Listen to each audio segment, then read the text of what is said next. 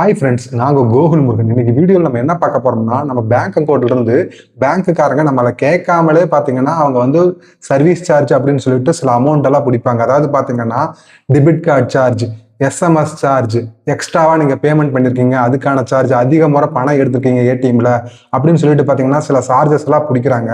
இது பார்த்தீங்கன்னா நம்ம கிட்ட எந்த ஒரு பர்மிஷனும் கேட்காம அவங்க பாட்டுக்கு அவங்க அக்கௌண்ட்ல இருந்து அவங்க வீட்டுல இருந்து எடுக்கிற மாதிரி எடுத்துக்கிறாங்க. ஸோ இது வந்து நியாயமா அப்படிங்கிறது அந்த வீடியோ. இந்த வீடியோ பார்த்தீங்கன்னா ஆர்பிஐக்கும் இதனால பாதிக்கப்படுற பொதுமக்களுக்கு தான் இந்த வீடியோ.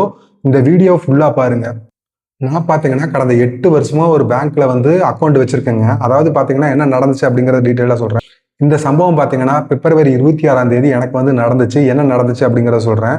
அதாவது பார்த்தீங்கன்னா நான் ஒரு வெளியூர் ஒரு பக்கம் போயிருந்தேன். அப்போ பார்த்தீங்கன்னா என் பேங்க்ல வந்து அமௌண்ட் வந்து இருந்துச்சு. சரி ஓகே அப்படின்னு சொல்லிட்டு நான் ஒரு வெளியூர் போயிட்டு அங்கே போய் கடையில் போய் சாப்பிடலாம் அப்படின்னு சொல்லிட்டு நானும் சாப்பிட்டேன். சாப்பிட்டு பேமெண்ட் பண்ணலான்னு சொல்லிட்டு பேமெண்ட் பண்ண போறேன். அக்கௌண்ட்ல பார்த்தா பேலன்ஸே இல்லை. என்னடா இது, நேற்று நைட்டு பார்க்கும்போது பேலன்ஸ் இருந்துச்சு, இப்போ பேலன்ஸே இல்லை அப்படின்னு சொல்லிட்டு அந்த இடத்துல பார்த்தீங்கன்னா எனக்கு மிகப்பெரிய ஒரு பதட்டம் ஆயிடுச்சு. என்னடா பணக்காரம் இல்லை, எப்படி அவங்க கிட்ட பணம் கொடுக்கறது அப்படின்னு சொல்லிட்டு அந்த இடத்துல பயம் ஆயிடுச்சு எனக்கு. என்ன பண்றதுனே தெரியல. சடனா அங்கங்க நண்பர்கள் கிட்டையெல்லாம் ஃபோன் பண்ணி ஏதாவது பணம் இருந்தால் அனுப்புங்க, இந்த மாதிரி வந்து நான் சாப்பிட்டேன், என் அக்கௌண்ட்ல இருந்து பணத்தை வந்து எடுத்துட்டாங்க அப்படின்னு சொல்லி கேட்டு எனக்கு அந்த இடத்துல வந்து மிகப்பெரிய ஒரு அவமானமா ஆச்சு. சரி ஓகே அப்படின்னு சொல்லிட்டு நான் இப்படியே ஒரு நண்பர்கள் கிட்ட வந்து பார்த்தீங்கன்னா யூபிஐ மூலியமா பணம் வாங்கி அவங்களுக்கு கொடுத்துட்டு வந்துட்டேன்.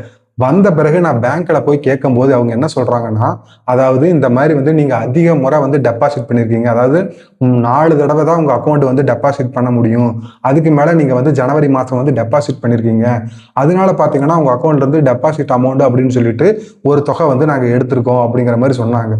சரி ஓகே, நீங்க ஏன் என்கிட்ட வந்து முன்கூட்டியே இன்ஃபார்ம் பண்ணல? அதாவது பாத்தீங்கன்னா அதாவது இந்த மாதிரி ஏதாவது சர்வீஸ் சார்ஜஸ் பிடிக்கும்போது டெபிட் கார்டு சார்ஜஸோ இல்லை எஸ்எம்எஸ் சார்ஜஸோ இதெல்லாம் பிடிக்கும்போது பார்த்தீங்கன்னா முன்னாடியே வந்து சொன்னா, இந்த மாதிரி வந்து நீங்க போன மாசம் வந்து ஜனவரி மந்த் வந்து அதிக முறை யூஸ் பண்ணியிருக்கீங்க, அதனால உங்க அக்கௌண்ட்ல இருந்து இந்த தேதியில வந்து நாங்கள் பணத்தை எடுத்துக்குவோம் அப்படிங்கிறத வந்து முன்கூட்டியே நீங்க இன்ஃபார்ம் பண்ணியிருந்தீங்கன்னா நான் கொஞ்சம் அவேர்னஸா இருந்திருப்பேன்.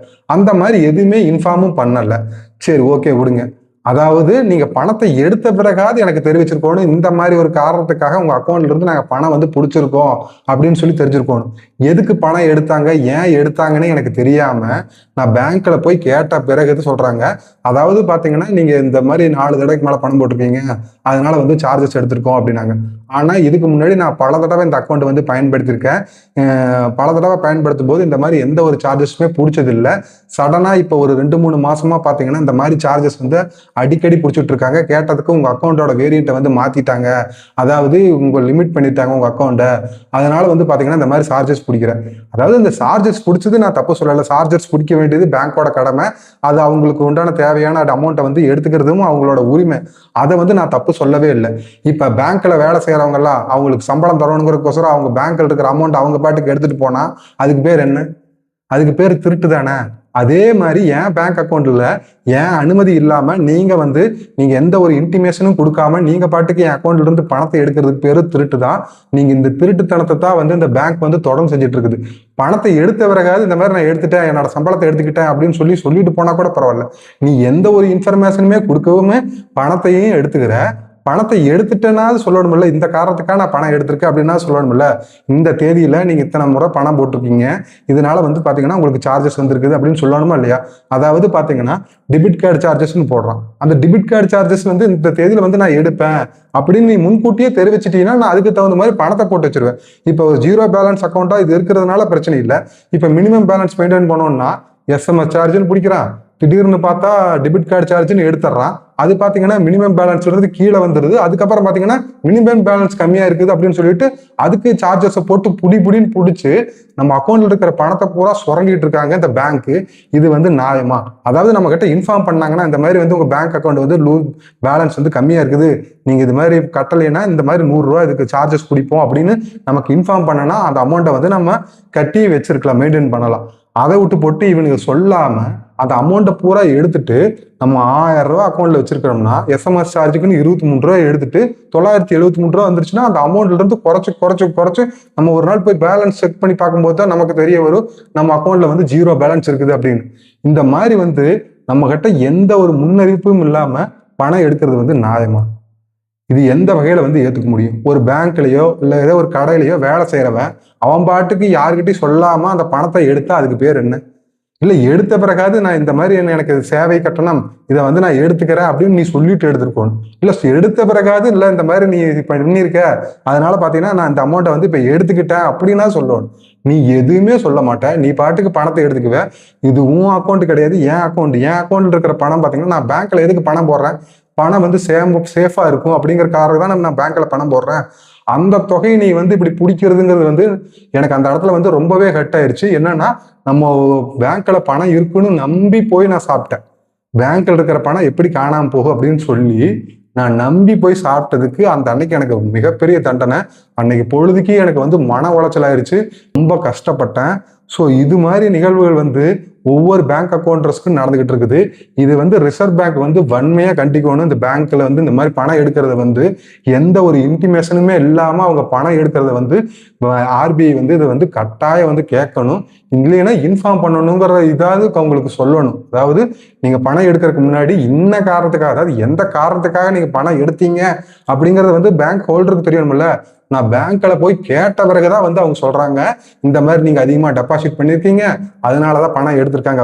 அதாவது அதிகமா டெபாசிட் பண்ணா பணம் எடுப்பாங்கிறதே எனக்கு தெரியாது. அதாவது 4 முறைக்கு மேல பண்ணனாலே இப்ப எடுக்க ஆரம்பிச்சிட்டாங்க. இதை நம்ம பேங்க் அக்கௌண்ட் வந்து ஏதோ லிமிட் பண்றாங்களாமா, அதனால அந்த ரூல்ஸ் அப்படின்னு சொல்லிட்டு சடனா இந்த மாதிரி வந்து ஒரு ரூல்ஸ் கொண்டாந்தா எங்களுக்கு ஆல்ரெடி இன்ஃபார்ம் பண்ணிருக்கணும்ல. பேங்க் அக்கௌண்ட் வந்து இந்த மாதிரி 4 தடவைக்கு மேல உங்க அக்கௌண்ட்ல வந்து பணம் போடாதீங்க, பணம் போட்டீங்கன்னா நாங்க பணம் பிடிப்போம் அப்படின்னு சொல்லி இன்ஃபார்ம் பண்ணியிருக்கோம். அப்படி இல்லைன்னா நீங்க ஜனவரி மாசம் வந்து நீங்க 4 தடவைக்கு மேல போட்டிருக்கீங்க, இந்த பிப்ரவரி மாசத்துல ஏதோ ஒரு தேதியில வந்து இந்த தொகையை வந்து உங்க அக்கௌண்ட்ல இருந்து இந்த காரணத்துக்காக நாங்க பணம் எடுப்போம் அப்படிங்கறத வந்து ஒரு டீட்டெயில்டான ஒரு மெசேஜை கொடுத்துட்டு நீங்க பணத்தை எடுக்கணும். நீங்க அந்த மாதிரி எதுவுமே டீட்டெயில்டான ஒரு மெசேஜ் கொடுக்காம நீங்க பாட்டுக்கு எடுத்துக்கிட்டீங்க. சரி, ஓகே, அப்படிதான் எடுத்துட்டாங்க அப்படின்னு சொல்லிட்டு நான் பேங்க்ல வேற பக்கம் கடன் வாங்கி அமௌண்ட்டை பேங்க்ல போட்டு வச்சேன்னா உடனே அமௌண்ட் எடுக்கிறாங்க. என்னடா அப்படின்னு பார்த்தா டெபிட் கார்டு சார்ஜ் அப்படின்னு சொல்லிட்டு, டெபிட் கார்டு சார்ஜ் இந்த தேதியில் நாங்க புடிச்சுக்குவோம் அப்படிங்கறத வந்து நீங்க இன்ஃபார்ம் பண்ணணும், பண்ணக்கூடாதா? இல்ல எஸ்எம்எஸ் சார்ஜ் இந்த தேதியில இருந்து இந்த தேதி வரைக்கும் நீங்க பயன்படுத்திருக்கீங்க, அதனால பாத்தீங்கன்னா உங்க அக்கௌண்ட்ல இருந்து நாங்க பணத்தை எடுத்திருக்கோம் அப்படிங்கறத வந்து நீங்க இன்ஃபார்ம் பண்ணணுமா, பண்ணக்கூடாதா? இது வந்து வங்கியோட கடமையா இல்லையா? நாங்க ஏதோ ஒரு ரூல்ஸ் அண்ட் ரெகுலேஷன்ல கூட கையெழுத்து போட்டிருக்கலாம், இந்த மாதிரி நீங்க எங்களோட வந்து சர்வீஸ் சார்ஜ் வந்து நீங்க எடுத்துக்கங்க அப்படின்னு சொல்லி ஏதோ ஒரு டேர்ம்ஸ் அண்ட் கண்டிஷன்ல நாங்க கையெழுத்து போட்டிருக்கலாம், இல்ல ஏதாவது அனுமதி கொடுத்துருக்கலாம், நீங்க பணத்தை எடுத்துக்கலாம் அப்படின்னு சொல்லி. ஆனா நீங்க அந்த மாதிரி எடுக்கிறது வந்து தப்பு கிடையாது. சடனா இந்த மாதிரி நீங்க எந்த ஒரு இன்டிமேஷனுமே இல்லாம பணம் எடுக்கும்போது அதனால பாத்தீங்கன்னா பொதுமக்களாகிய நாங்க பாத்தீங்கன்னா வெளியூர்ல போய் நாங்க பாதிக்கப்படுறோம். அந்த இடத்துல பணம் இல்லாம நான் வேற யாராவது பணம் அனுப்ப முடியாத சுச்சுவேஷனா இருந்தா நான் எப்படி என்ன பண்றது, எப்படி நான் அங்கிருந்து ரெக்கவர் ஆகி வருவேன்? எனக்கு வந்து மிகுந்த மன உளைச்சல் ஆயிடுச்சு அந்த அன்னைக்கு. ஸோ இது மாதிரி நிகழ்வுகள் நடக்கக்கூடாது, அதுக்காக தான் வந்து இந்த மெசேஜ் பார்த்தீங்கன்னா ரிசர்வ் பேங்க் ஆஃப் இந்தியாவுக்கு போற வரைக்கும் இந்த மெசேஜ் வந்து எல்லாரும் ஷேர் பண்ணுங்க. ரிசர்வ் பேங்க் ஆஃப் இந்தியாவுக்கும் நான் வந்து பார்த்தீங்கன்னா இது குறித்து நான் வந்து புகார் அளிக்கலான் இருக்கேன். எந்த ஒரு எஸ்எம்எஸோ எதுவுமே போடாம நீங்க மினிமம் சார்ஜஸ் இல்லை அதனால நாங்கள் பணம் எடுத்தோம், இத்தனை முறை டெபாசிட் பண்ணீங்க அதனால பணம் எடுத்தோம், எந்த ஒரு இன்டிமேஷனும் இல்லாம நீ பணத்தை எடுக்கிறது வந்து மிகப்பெரிய குற்றமாகும். அதாவது என் வங்கி கணக்குல நீங்க பணம் எடுக்கிறீங்கன்னா என்கிட்ட தெரிவிச்சுட்டு தான் எடுக்கணும். அதுதான் சட்டம், அதுதான் நியாயம். ஒரு கடையில வேலை செய்யறவன் அவன் பாட்டுக்கு பணத்தை எடுத்துட்டு போனா அது எப்படி வந்து நியாயமாகும்? அவனோட சம்பளமா இருந்தாலுமே கூட அவன் வந்து ஓனர்கிட்ட தான் வாங்கணுமே தவிர நீ அவனா எடுத்துட்டு போறது வந்து மிகப்பெரிய குற்றம். அது எப்படி திருட்டோ அதே மாதிரி பேங்க்கும் பாத்தீங்கன்னா இந்த மாதிரி ஒரு திருட்டு வேலையில் வந்து ஈடுபடுறது வந்து மிகப்பெரிய குற்றம். இதை வந்து வன்மையா நான் வந்து கண்டிக்கிறேன். வீடியோ பாத்தீங்கன்னா நீங்க எல்லாத்துக்கும் ஷேர் பண்ணுங்க, மக்களுக்கு வந்து தெரியப்படுத்துங்க. இந்த மாதிரி வந்து சேவை கட்டணம் பிடிக்கிறது வந்து தப்புன்னு நம்ம வந்து இதை வந்து நம்ம தெரிவிக்கல அப்படின்னா பேங்குக்காரங்க நம்ம கிட்ட எந்த ஒரு பர்மிஷனும் இல்லாம அவங்க பாட்டுக்கு அவங்க இஷ்டத்துக்கு பணத்தை எடுத்துக்கிட்டே இருப்பாங்க. வந்து என்ன காரணத்துக்காக எடுத்தாங்கன்னு எனக்கு தெரியலங்கிறது தான் வந்து மிகப்பெரிய வேதனையா இருந்துச்சு. என்ன காரணத்துக்காக பணம் எடுத்திருக்காங்க, அதாவது சொல்லியிருக்கலாம், இந்த மாதிரி நீங்க இத்தனை முறை பணம் போட்டிருக்கீங்க, இத்தனை முறை நீங்க இவ்வளவு அமௌண்ட் இவ்வளவுதான் உங்க அக்கௌண்ட்டுக்கு லிமிட், இதை நீங்க தாண்டிட்டீங்க அப்படின்னு சொல்லியிருந்தா கூட கவலை இல்லை. நீ எந்த ஒரு காரணம் சொல்லாம நீ வாட்டுக்கு திருட்டுத்தனமா, அது திருட்டுத்தனமா எடுக்கிறது, அதுக்கு பேர் என்ன, திருட்டுத்தனமா எடுக்கிறது. அதாவது நீ பேங்க்ல இருந்து பணத்தை எடுத்துட்ட, அந்த மெசேஜ் எனக்கு அனுப்பியிருக்கலாம், இந்த மாதிரி வந்து உங்க அக்கௌண்ட்ல இருந்து 247 ரூபா நாங்க வந்து எடுத்துக்கிட்டோம் அப்படின்னு நீங்க எஸ்எம்எஸ் பண்ணியிருந்துருக்கலாம். எந்த ஒரு எஸ்எம்எஸும் பண்ணாம நீ வாட்டுக்கு பணத்தை எடுத்துக்கிறீங்கன்னா அது எவ்வளவு பெரிய இது தப்பு. வட்டி கடைக்காரன் வட்டி விட்டுட்டு அவன் பாக்கெட்ல இருந்து இவன் பாட்டுக்கு போய் பணத்தை எடுத்தா அது என்ன, அதுக்கு பேர் வழிப்பறி. அந்த பலிப்பறியத்தான் வந்து இந்த பேங்க் எல்லாம் வந்து செஞ்சுக்கிட்டு இருக்குது. இதை வந்து நம்ம ஆர்பிஐக்கு வந்து கட்டாயம் வந்து தெரிவிக்கணும். ஒவ்வொருத்தருக்கும் இந்த மாதிரி ஏதாவது ப்ராப்ளம் ஏதாவது ஏற்பட்டுச்சுன்னா ஆர்பிஐக்கு வந்து மெயில் போடுங்க. அவங்களுக்கு வந்து தெரிவிக்க வேண்டியது நம்ம கடமை. பொதுமக்களாக நீங்களும் கொஞ்சம் அலர்ட்டா இருங்க. உங்க பேங்க்ல வந்து எவ்வளவு பேலன்ஸ் இருக்குது அப்படிங்கறது வந்து ஏதாவது ஒரு கடையில சாப்பிட்றதுக்கு முன்னாடி செக் பண்ணிட்டு போய் சாப்பிடுங்க. இந்த மாதிரி பேங்க் இந்த மாதிரி நடந்துக்குவாங்க அப்படின்னு தெரிஞ்சிருந்தா நான் முதலையே செக் பண்ணிட்டு போய் சாப்பிட்டு இருந்திருப்பேன். இதே மாதிரி நீங்க யாராவது இந்த மாதிரி பேங்க்ல இருந்து பணம் எடுத்து பாதிக்கப்பட்டிருக்கீங்கன்னா கமெண்ட் பண்ணுங்க. இந்த வீடியோ உங்களுக்கு பிடிச்சிருந்துச்சுன்னா லைக் பண்ணுங்க, ஷேர் பண்ணுங்க, மறக்காம சப்ஸ்கிரைப் பண்ணுங்க. இந்த வீடியோ பாத்தீங்கன்னா ரிசர்வ் பேங்க் ஆஃப் இந்தியாவுக்கு போய் சேர்ற வரைக்கும் ஷேர் பண்ணுங்க. Thank you friends.